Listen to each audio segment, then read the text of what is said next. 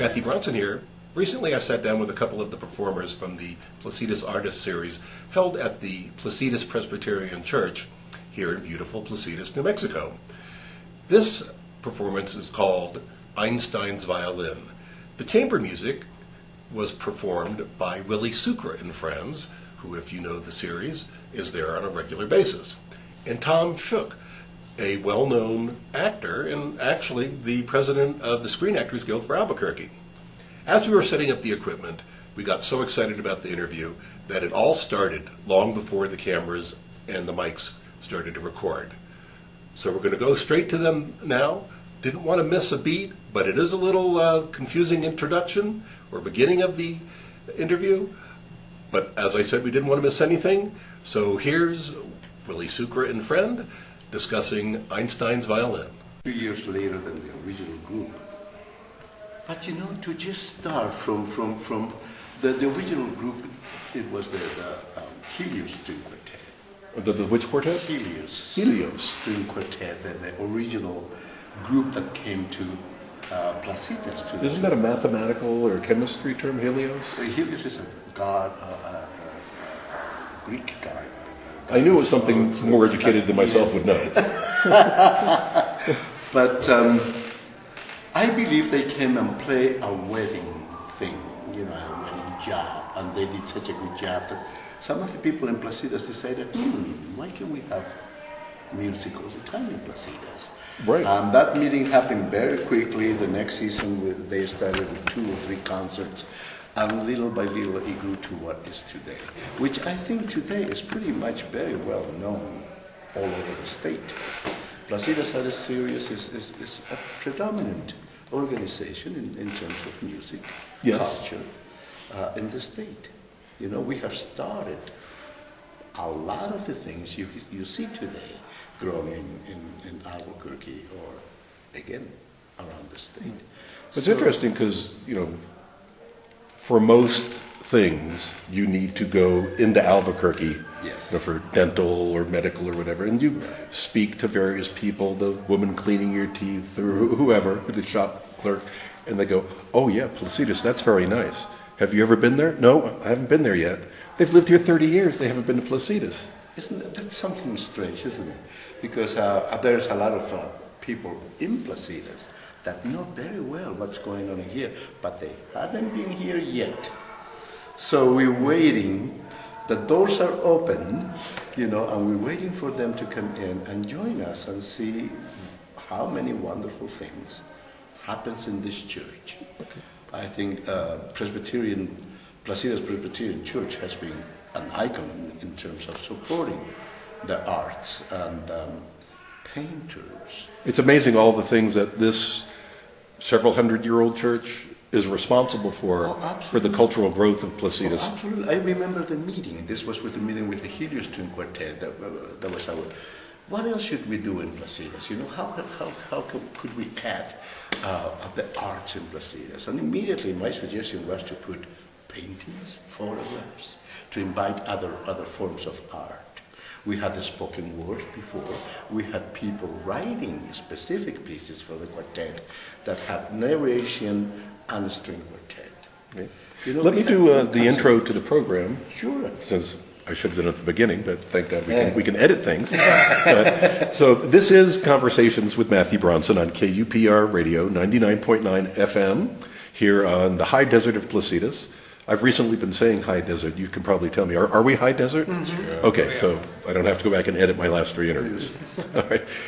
And today we are speaking about the upcoming concert, which may have been the concert in the past, depending on when you listen to this, at the Placitas Artist Series. Sunday, the concert is Willy Sucre and Friends. Today we're talking to Willy Sucre and Friend. Yes. And Tom Schuch, yes, actor.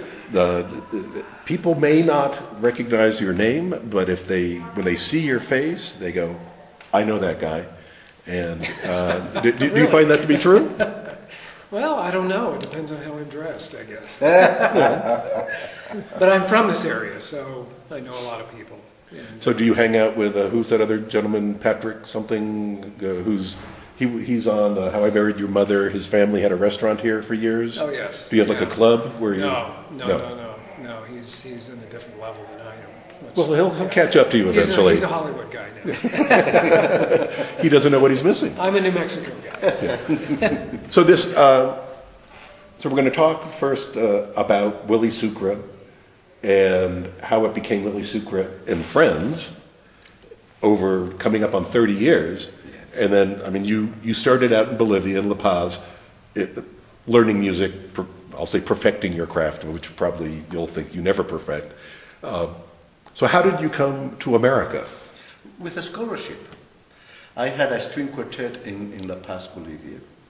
That was actually my first group that we will work every day. We will have programs to work at. We tour all over Bolivia with the quartet. And we had a guest violist playing viola quintets.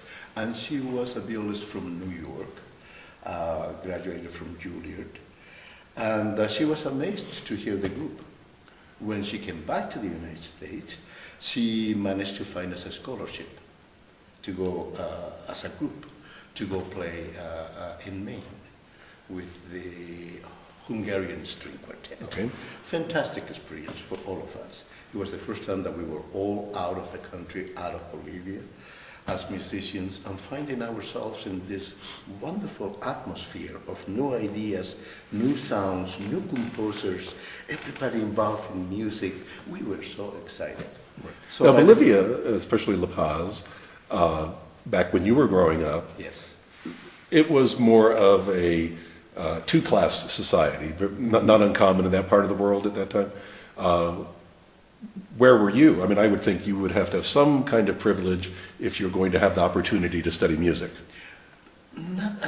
I did feel privileged in a way, but the conservatory, it was, of course, it was free to everybody. I felt privileged to have the opportunity to have a school to go to. But that must have been, mom or dad must have said, William, you're going to the conservatory. They loved music.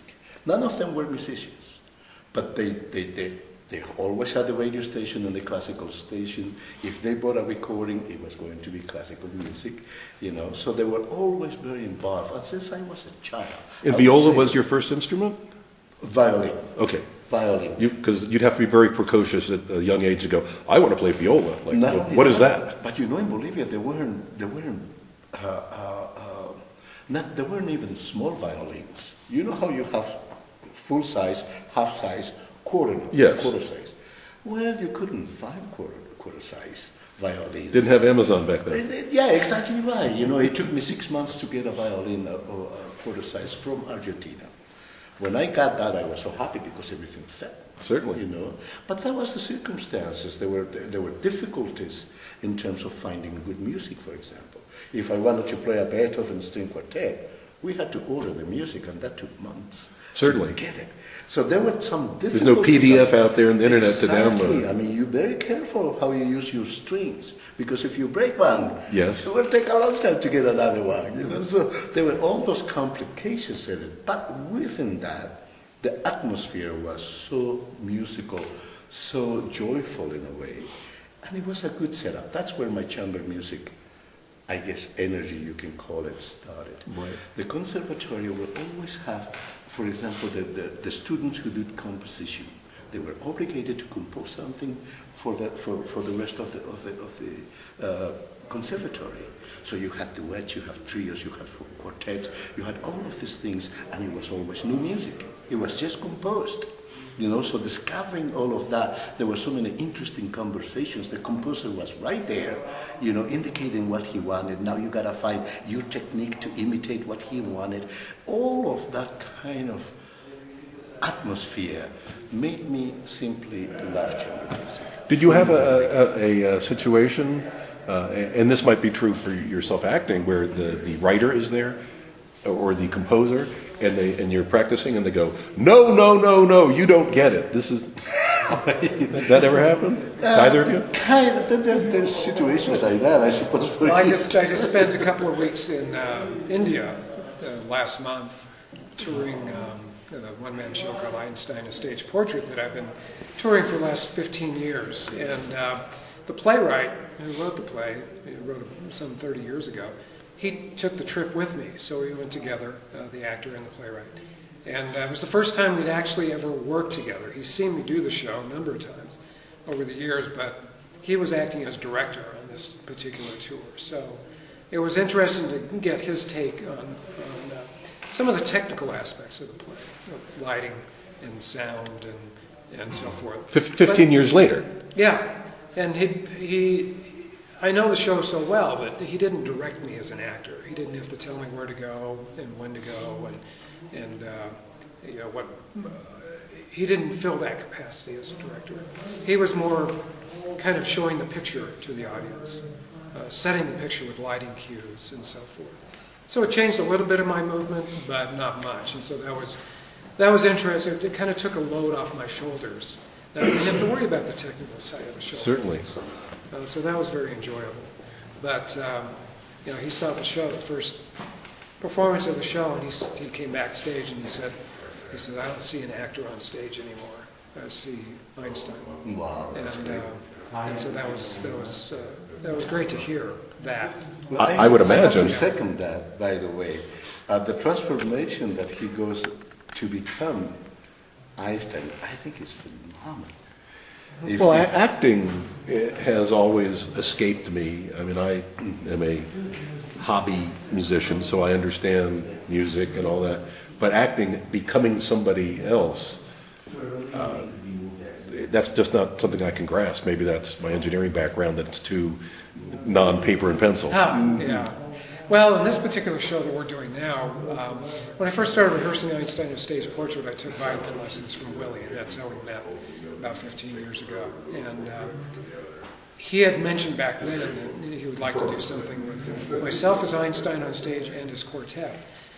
And so we kind of lost track of each other for a number of years and then reconnected about a year and a half ago. Talked about it again and said, let's do it. So right. He already had dates. Mm-hmm. By the way, she comes in tomorrow. By the way, a year from now, we're going to be in Placitas. So that kind of gave us both the incentive to start really. Certainly. And for me to start writing but, the show. Albert Einstein, from a audience perspective, I would think that would be more difficult than some. There are solo actors who do political people, Sure. other writers or whatever. And as a person just living through America, I've seen video clips of Roosevelt or Mark Twain or people who are in one-man shows. I know what Albert Einstein looks like. You always see the picture with his white hair sticking way out. Sure. He might be in a black and white silent movie, the Discovery Channel. They show a clip of him when he's doing something, always has the pipe. I don't know if he has a deep voice, a high voice. I would, as you said, Willie, or the writer said, I don't see, an actor anymore. I see Einstein. I don't know what to expect. Well, that's the challenge when you do a very well-known historical figure, is you have to look like him, right, or her, and you have to sound like them and move like them. Otherwise, if you don't have the audience in the first minute of a show like that, it's going to take a while to get them back. But you've seen a lot of people do impersonations. Oh, sure. None of them say, and here's my Albert Einstein. Sure. And that's true. Draper nailed it. That's because people didn't do the research that I did. Okay. I did a lot of research in the beginning because I knew the look had to be right. So right. I found a woman at the Santa Fe Opera, Ann Davis, who she designed the makeup, and she also built from scratch the wig and mustache. When I have time, I grow my own mustache now that it's gray and white. It works pretty well. I knew that had to be right because the look had to be there. I had to resemble him. I'm not going to look exactly like him because I just don't have his features, but I'll resemble him.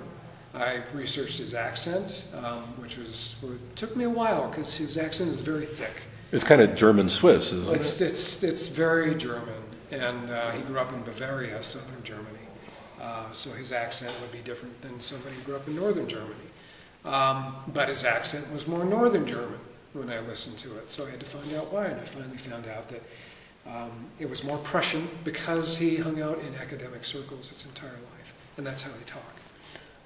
Yet there's several famous quotes by Albert Einstein about his feelings towards music. That I get the impression that it was almost more important than science to his personal satisfaction. Yeah, and that's what the show is about. It's about Einstein's relationship to music and how it was part of his life. He played violin since he was a small child. Chamber music is what he loved to play, and Mozart was his favorite. So the selections that we've chosen for the show are right in line with that. And he was famous for his thought experiments. He was not, you'd never see him with a lab coat on. I don't think I've ever seen a picture with him with a lab coat on. He was not a lab. He didn't do experiments, although he had a number of patents to his name. But it was thought experiments. A lot of stuff came up through his imagination. And so music is a huge part of that, because music is always going to be in, somebody who loves music, it's always going to be in your head. And so I believe it's part of his, it doesn't say it influences his work, but somehow it helps. Right. Well, it's interesting. People, I mean, I've spoken to a lot of people over the years, largely because I'm just nosy, but some of the jobs I've had, especially people who are not Native Americans. I don't mean Pueblo, I mean aren't English waspy. And for yourself, like Willie, you grew up in Bolivia, and so when did you come to America as a permanent resident? Let me see, I came, gosh. I should have submitted questions. 1969. 69, okay. So more than 40 years ago. Oh, yes. English is not your native language? No, and I didn't know any English when I came to this country, which was another adventure. So now, 40 years later, yeah. When you dream, which language do you dream in? English. English? Yes. Okay. Pretty much. I find that unusual. Most people of our generation, even if they came here in their early 20s, still dream in their native language. And then, people say, I see colors, or I see this. When I'm adding, I see the numbers. I don't see colors. I'm a good mathematician, but we're all the same. Technically, I guess we're all human, other than maybe one or two ex-wives. But the perceptions, how we take things in, is so totally different. Sure, yeah. If I was dreaming about my family or my country, I would go to Spanish. Okay. If I was dreaming with my parents or anything like that. Some childhood memory or something. Exactly, then it will go into Spanish, but regularly speaking, it will be English. What do you think about when you're performing? Is it just the music? Okay, but hopefully. Well, I'll give you an example. I interviewed one particular musician who plays with no music, long hour, 2 hour stuff. She says the music, as you know, paints a picture. Everyone's telling a story. She sees that story, and that's how she performs, and she performs with her eyes closed. But you're looking at like reading a book or reading a script, that you're following that music, even though you've played it thousands and thousands of times and probably could play it from memory. If I'm playing a solo, I agree that there is, you see, that's the beautiful thing about music, I think, and playing any kind of instrument. The moment that you play an instrument, that instrument has a breathing system. That instrument has a heart. Yes. That instrument has dynamics. It has everything you could possibly express. It's another human aspect of the instrument. Right. So when we're playing, I think you're exercising, in a way, all of those angles. You are participating in the sound quality. You're participating in the harmonic aspect of it, in the direction of the phrase. You know, you're participating in so many things at the same time. Now, add 3 other people to that, and you have a quartet. And now you are mingling with all of those emotions of 3 other people, and joining in one song. So are you saying that you could take 4 conservatory-trained musicians, say, all right, you guys are now a quartet, and that combination of 4 might not work? Oh, indeed. Yes. Someone they don't click.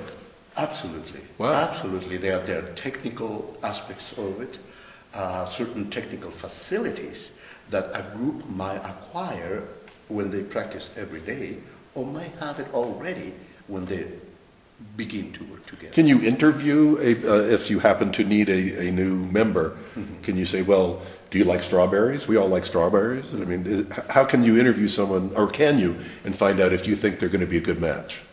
That's an interesting question. It happens every now and then. Yeah, but perhaps I don't know the answer to that, you know. Until you sit down and you start playing your instrument, you don't really know what the direction of this combination is going to be. And sometimes it takes 2, 3, sometimes it takes a month, 2 months to kind of click together. So I can see that especially growing up with garage bands and everything, you know, you're not really playing music off of a sheet. You're everyone has their impression of Hey Jude or something. Here, the music is pretty much set in stone. There's not a lot of leeway. So it's like, okay, Sally or Gertrude, can you play that cello part? It's not like, hey, you know, we need a bass player. Can you play? Yeah, I play bass. Exactly. And I would think that would be harder to find a good match, but you're telling me it's just as difficult in the precise world of classical music. Oh, I think so. It's the chemistry of a group. You know, a group that breathes together, a group that has the same sensation of intonation, which is another aspect of it. We all hear things differently, you know, and A doesn't sound to all of us the same. But when you are in a group, an A should sound exactly the same. So having all of those combinations, I think, adds to a wonderful music making in a quartet. But when you have a little bit of disagreement of how you hear your intonation or how you feel your rhythm, Right.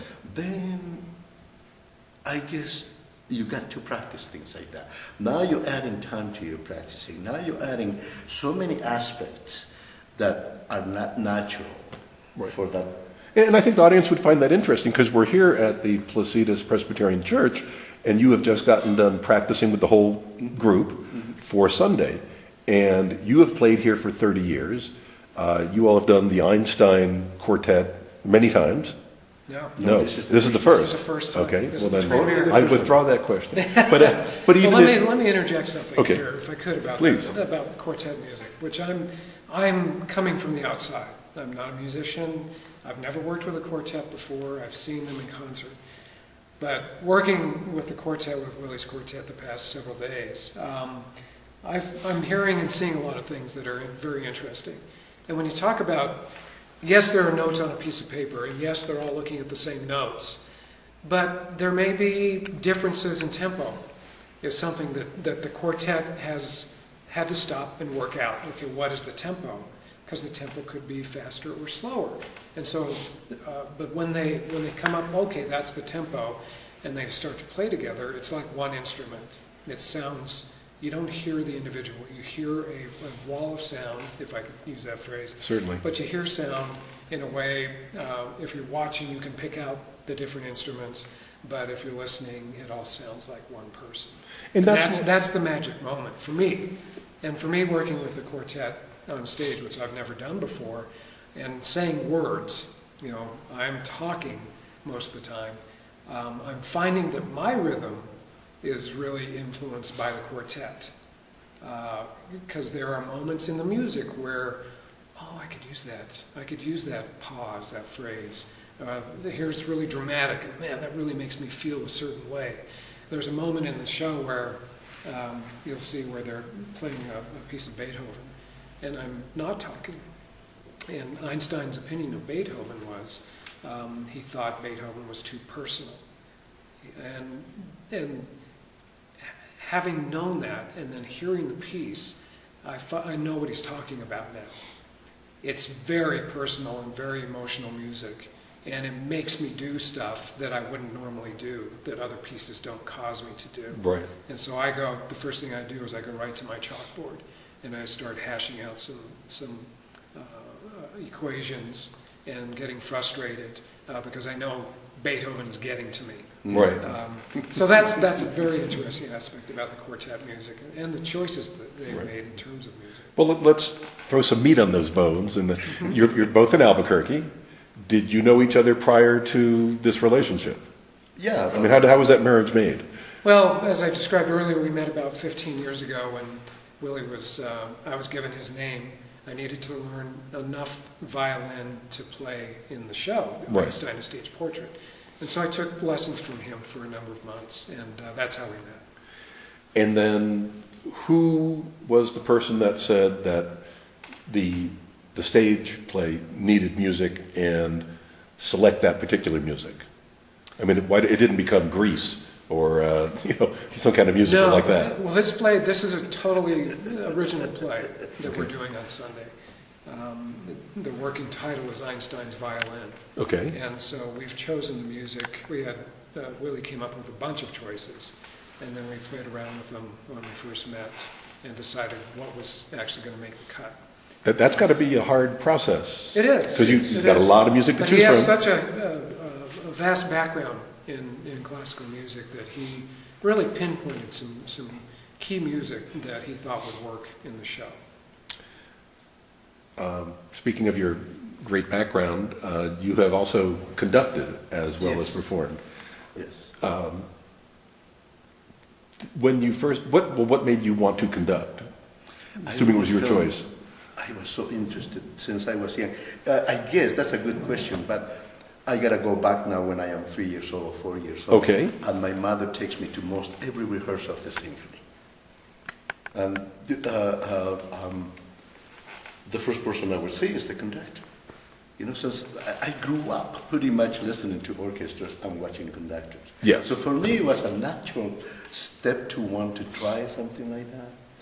And I really enjoyed it. I did it for many years, many years, and loved learning the scores, loved, kind of putting my own tone to the music I was reading.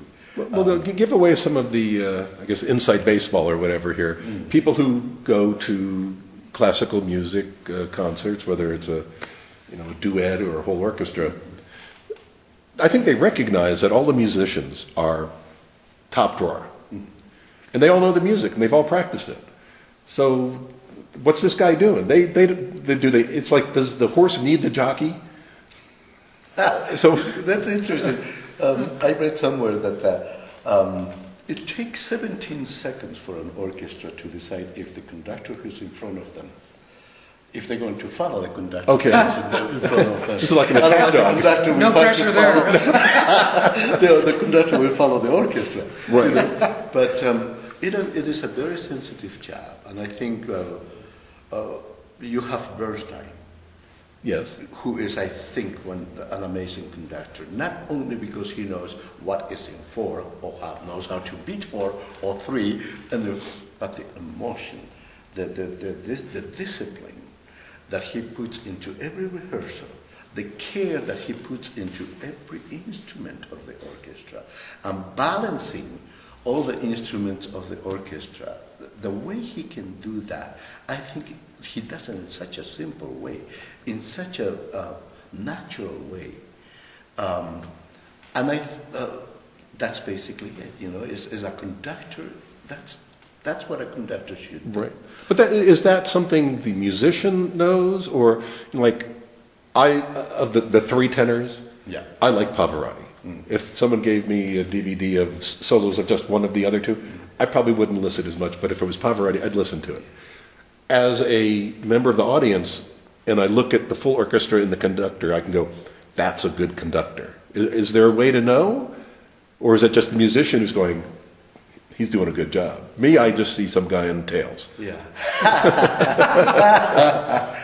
A conductor can influence a lot an orchestra, and I don't know what it has to do with the presence. You know, I think it means something at the beginning. When a conductor is confident and knows the score, there is a certain amount of presence in there, and whatever he's going to speak about, how he's going to move her arms, means a lot to the orchestra. Is it like a general where he'll keep his distance so that you don't get too involved? Exactly right. Wow. Knowing how to influence the orchestra in a positive way, leave it there until there's the next challenge coming up. Okay. And You don't take the first violinist. yeah, exactly. It's just, yeah, I think it's very. A conductor is a very fine-tuned machine. Right. He really knows. He has to know how to press, how to get out of the way. See, I think the audience could probably relate to that more from professional dancers. We've all seen a lot of ballet movies or whatever, and the woman with the big cane who bangs on the floor, everybody knows that she's a terror, but she's doing that to get these exact. Now, as the actor, the person performing the play, is it different for you with music, or with this music, versus how you've performed it in the past? It's very different. Yeah, I've never performed with live music on stage. I'm not a person who does musicals, and having And we respect you for that. having a very good string quartet on stage with me is pretty intimidating. And at the first rehearsal, I just got shivers because it sounded so. Well, whose idea was it? Brilliant. Who said, "Okay, let's do it"? I think Willy. The original idea was his way back when, and then we ran into each other at a concert he was performing, and we just started to talk about it again. He said, "Let's do it. Let's put this together." And so it kind of grew on you, figuratively, as opposed to you going, "Okay, I have to decide: am I going to take this part, or am I not going to take this part?" Oh yeah, that's the nice part about doing a one-person show is you cast yourself. Right, And but you didn't have to cast it with the chamber music. Pardon me? You didn't have to cast it with the chamber music. That's that was right. that Yeah. was a decision Yeah. that I've been doing it this way for 10, 15 Sure. years. Sure. Now, what am I doing? Why are we doing this? Yeah, and we have to be very conscious of each other, the quartet and myself. And as I mentioned earlier, they're starting to influence my tempo and my rhythm, which I think is really interesting. I don't know how much of what I say they can hear because their instruments are right next to their ears, and if what I'm doing is influencing them at all. But, Yes, it is. Was there ever yeah. a discussion of, with today's technology, you could all have earpieces so that you could hear, That would be great. but would that help? Oh, indeed. So Anything like that would. his words definitely will affect all of you. Indeed. And we're trying to hear what he's saying, actually. We are very conscious that there's a word coming to us, and we're trying to kind of unite all of that.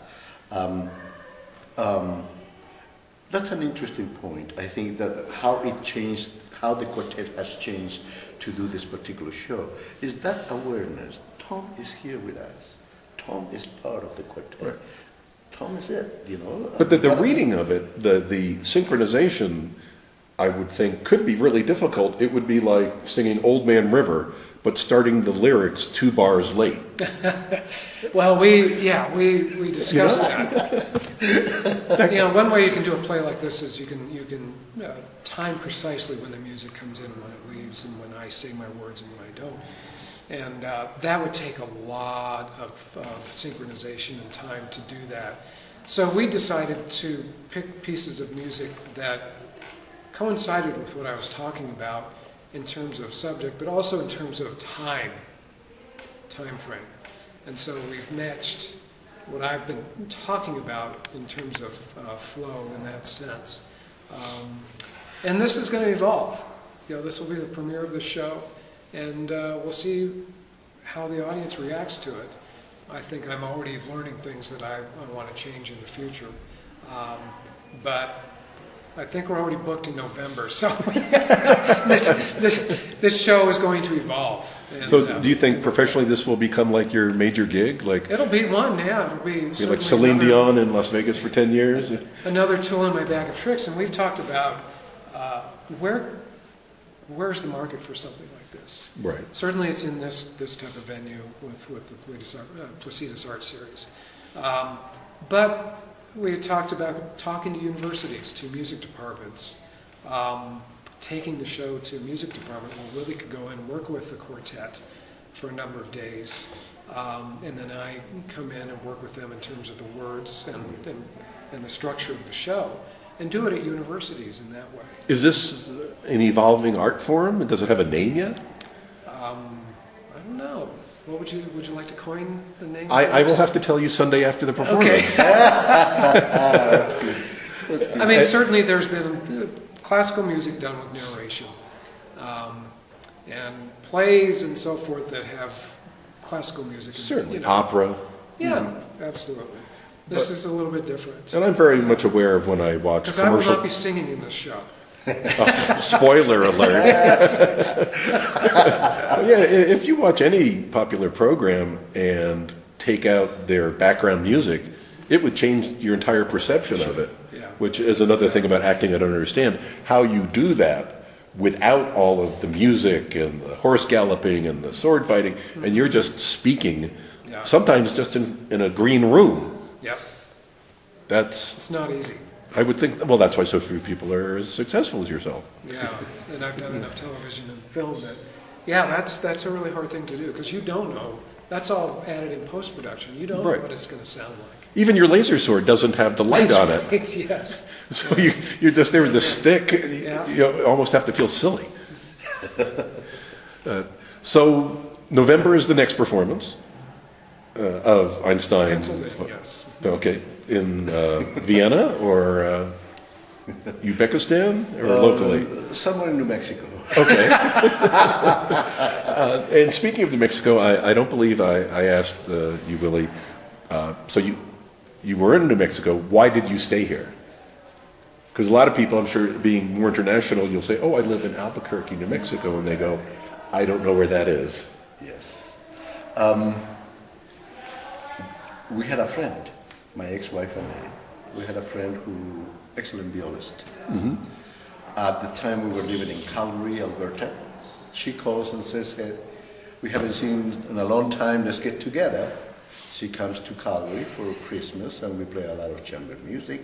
She is extremely excited about it, comes back to Albuquerque and finds an opportunity for us to play chamber music. And it was good pay, it was good situation. Right. And so we came to Albuquerque for that reason. Unfortunately, that didn't happen. But my ex-wife and I auditioned for the symphony. Okay. And we got into the orchestra and we said, well, next summer we got to go out and audition for other orchestras, other places. Meanwhile, we stay here. And a year goes by and we just love it. 2 years goes by, we still love it, And You've got Albuquerque and you have your professional life. Exactly. It doesn't get better. My first son is born in Albuquerque, so now it's a family. We just loved it. In fact, we left Albuquerque or the United States for a couple of years. We went to Bolivia, we went to Costa Rica, working in Costa Rica. And when it was time to come back to the United States, we thought, well, where should we go back? We could pick any place in the United States to come back to, and immediately, between the two of us, we said, Albuquerque, New Mexico. No doubt Perfect. about it. So, And approximately how old were you at that point? well, when I had when I moved to The first time to Albuquerque. oh God, those numbers. Help me out, John. 30, 40, 20? Oh, yeah, less than that. I Okay. must have been 26, 27. Okay. So you were an adult. Oh yeah. So what did you think of Albuquerque in New Mexico in this really odd obsession with green chili cheeseburgers? Coming from Bolivia, where food is very important. Yes, yes. What- The first time I tried a green chili, I did not like it. We'll cut that out. I didn't find the taste in it. I could feel the heat, but I couldn't find the taste.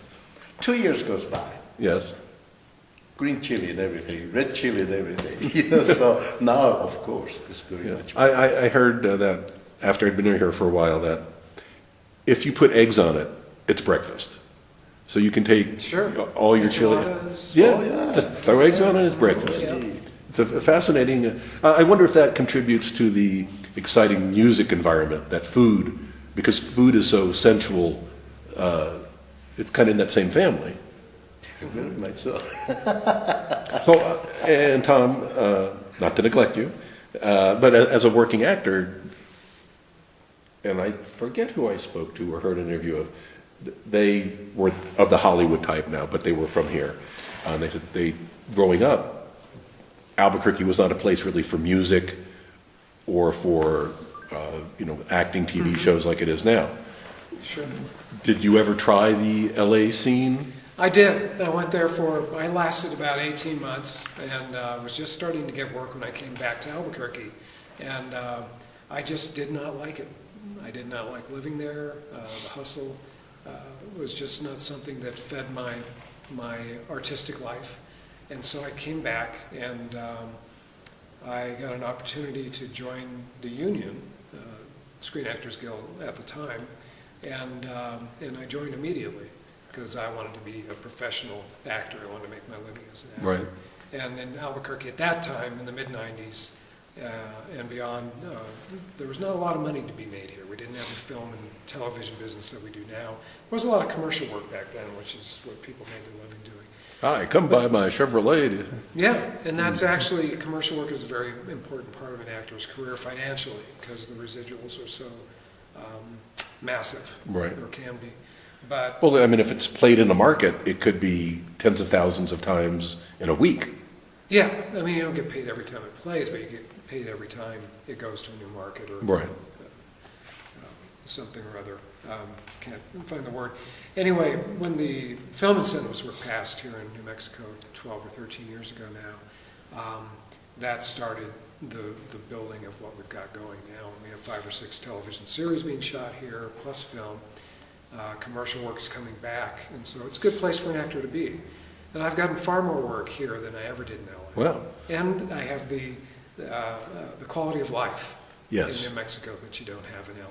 And a great variety of craft beer, Yes, there's that too. Yeah, which is unusual. and coffee now. Yes. You know, Yes. yeah. And I'm from New Mexico. I was born in Los Alamos and grew up in Albuquerque. And I've lived in other places. Lived in Seattle. Lived in Denver. Was your father one of the lab guys? Yeah.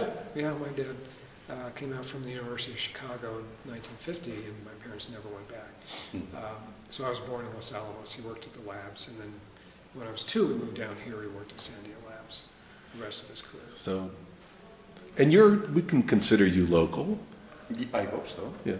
I detect a bit of a Spanish accent. Is that? No. We'll just say that you came with a land grant from Bolivia. That's right. So, well, it's also interesting. We go on forever, but unfortunately we can't.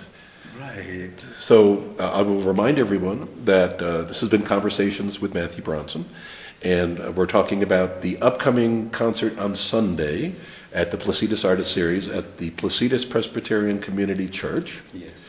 And if 3 p.m. 3 p.m., but come early because there's usually coffee and cookies that are very And good. not only that, but beautiful show of paintings. Yes, and all those and things. the PAS always takes the opportunity to highlight local artists so Yes. that we know we could do this every day and still not show everybody. Indeed. And if you have heard about the Placitas Artist Series but have not come, it's a big whopping $20 to see what I consider world-class performers. Indeed. And so for KUPR 99.9 and Matthew Bronson, thank you very much. Thank you. Thank you, Willie. A pleasure. Thank you, Tom. Thank you.